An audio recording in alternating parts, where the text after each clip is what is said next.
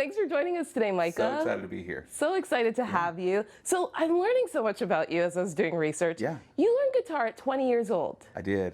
Like, so, my husband bought me a guitar a couple years ago, and I was like, I'm just too old to learn guitar. Listen. 20 years old, you learned guitar. Yeah, and it was kind of one of those things to where like it wasn't even the plan when I bought the guitar for me to be playing it.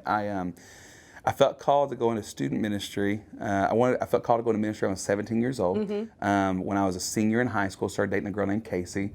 We've been married for a little over 15 years now. Congratulations. And so, yeah, thanks. And so I remember her grandfather being the chairman of the deacons at this little church, and they had 7 kids in the youth group. Wow. And so they wanted a youth director that hire someone on. And so I became the youth director there at 18 years old. And did youth ministry for a couple of years there and loved it. But I started looking at other youth groups and seeing that they would have like some kid in the youth group would like lead worship a couple of songs before someone would teach. And so I was like, well, I would love that. That'd be great. So I thought if I buy a guitar, probably one of these kids will pick it up and learn it. Yeah. So I went and bought this cheap guitar, brought it into the youth room, and they could not have been any less interested in this guitar. They're like, what is and I was that? like, I just spent some pizza budget on this. Like, I gotta do something with it. So I went and grabbed a book from a store and like just sat there and hammered on this guitar until I could figure out, 3 or 4 chords put in a row. And I led the same song 3 weeks in a row. Wow. And finally they were like, can you learn another one? I was like, else. my fingers hurt a lot already, but I guess. So I like learned another song, and then it turned into me learning another song and another one, and then eventually I started getting phone calls from other youth pastor friends of mine saying, hey, I hear you're leading worship for your youth group. Could you come in and like maybe lead worship for our group for like our retreat or something? I'd go, the Lord changed what faithfulness looked like for our family. Like at one point it was youth ministry, and then all of a sudden it turns into 7 years later, he's calling us to sell over half of what we owned, bought a single wide mobile home trailer, put it on some borrowed land, and I started doing odd jobs to make ends meet. Let's talk about that, Yeah. because that is obedience to the highest extent, to say, okay, I am going to sell half of what I own, move my family, and follow this dream and this leading that God is taking me on to do music full time. Sure. Like, what is the fear that goes into that? Is there Oh, it's fear? all the fear. Yeah. No, because the thing is, it's like we're sitting inside of an arena right now where I'm opening up for 2 acts that have lived on my iPod Yeah. for the past, 20 years Yeah. with Mercy, Me, and Crowder. But there was no tour bus picking us up 8.5 years ago. I had no connection to anyone in Nashville. There was no one that even wanted to really hear my music outside of maybe like, some family members and stuff like that. But at the end of the day, someone told me a long time ago that we'll never stand before the Lord and Him say, well done, thy good and successful musician, or great teacher, or good coach, or great, whatever the job may be, great interviewer, or reporter, whatever those things are. It's faithful servant. And so at the end of the day, we just said, Lord, what does faithful servant look like for us? And for us, it was to follow Him in obedience to this thing, not knowing what it was going to be. No one was telling us to do it except for we felt like He was leading us to do it. And so, you just trust. But man, it's in those moments where the Lord asks you to do things that don't feel like it even makes sense, but you know that He's asking you to do it, that we really learn to trust Him. We learn to understand that the things that He asks us to do are what the greatest calling in our life is just to follow and be obedient. And so you may not understand at the time, and it may be fun, and it was hard because I was a substitute teacher at an elementary school. Like I left the youth ministry position. The church was awesome about it. But I started doing that. I started mowing grass for people, and I drove a sausage delivery truck. Yeah, which is a real job. Wow. How do you think you get your sausage? Right. It was me. Right. It was Micah driving I was waking up around. at 2:30 in the morning and loading up 300 cases of food into a refrigerator truck, driving it. So Micah, at some point when you're driving the sausage delivery truck, do you think, did I hear from God correctly? Well, like 1 year in, 2 years in. The Lord just took, maybe some of the joy that we felt in doing youth ministry, and all of a sudden it started to kind of come alive in this other thing. And somebody told me a long time ago that the safest place for your family is not in the safest places, it's in God's will, whatever that is. And that may feel like, barely making ends meet and driving a, truck at 3 o'clock in the morning and no one knowing who you are in the whole world. But if God's calling you to do it, that's the safest place for our family. And so I was married at the time with 2 kiddos. We had 2 kiddos at the time, Noah and Hannah. And then we still had Seth coming along the way a couple of years into this whole thing. And so when you're coming home to your little mobile home trailer, and which we still live in now, we're in the process of building a new house, praise the Lord. But it's not been this overnight thing for us. It's been a lot of hard work and a lot of days where it doesn't make sense. But in the end, And the Lord's comfort and peace has kind of chased us around whatever avenue and place He's kind of taken us to.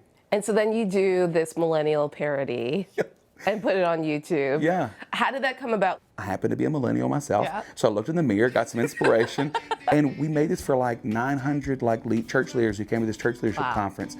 There he sits inside your local coffee shop, sporting a man bun and facial hair. Somehow he believes, although he has no job, that by his 30s he will be a millionaire. M-I-L-L-E-N-N-I-A-L, gotta love millennials. And I thought that was going to be, and it went over so well at the conference. Yeah. And the pastor gets up right behind the thing and just says, hey, millennials are more than all these generalities. They're going to be the future of the church, and they're the president of the church. And it was really powerful.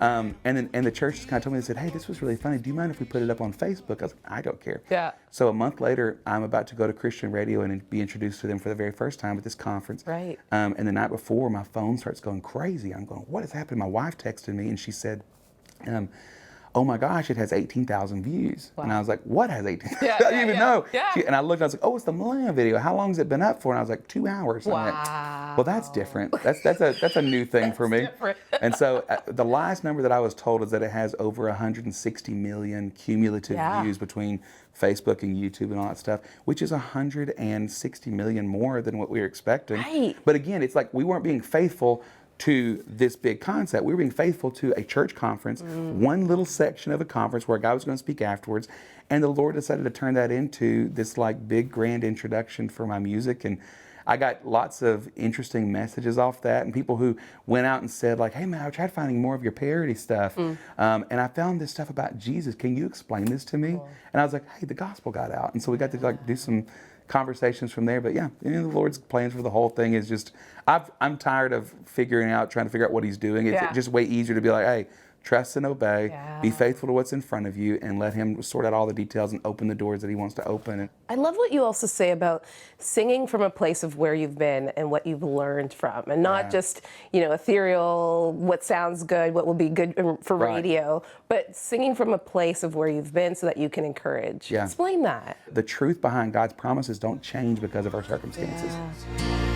So take this beating in my heart and come and finish what you've started. When they see me, let them see you, 'cause I just wanna be different, yeah.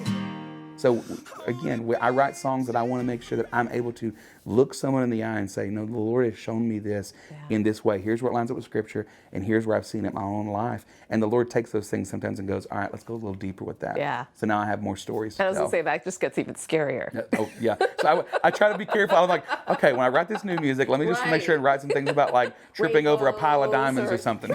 That'd be a fun song, right? Just led the way, no matter where I am.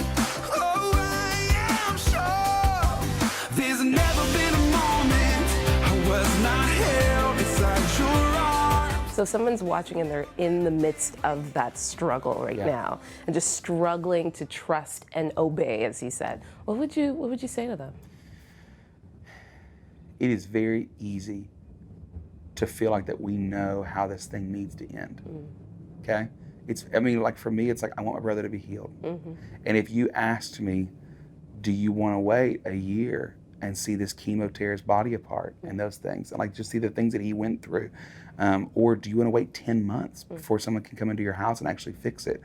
I would go, no, I don't want that. But if you ask me, do you want to see the Lord's faithfulness in His timing? If I get to see His faithfulness in the end, that's a victory for my life. So I think that we can't get so caught up in the instant. We live in a world where instant gratification is so accessible. We can pull our phones out and can connect with anybody all over the place, but we get lonely sometimes too. And I just say to that person who feels like they're isolated and lonely, you're not alone. Jesus draws nearer to us than a brother. He is where our help comes from, and it may not come in the way that we want it to, but if there's something that the Lord wants to teach our hearts in trusting and obeying daily. Don't get so caught up in tomorrow. Tomorrow's got enough of its own things. Don't rely on things from yesterday, except for the trust that He's built inside of us to know who He is. Trust that today He knows what He's doing, and that your job is to look down and be faithful to the things in front of you. and let him be God and let you be the one who gets to see how God moves. That's good. Thank you so much for your time Absolutely. today. What a joy. Yeah. Thanks again. Absolutely. Okay, so if you love the story that we share with you today, hit our subscribe button and stay up to date with all of our life-changing stories shared on 100 Huntley Street.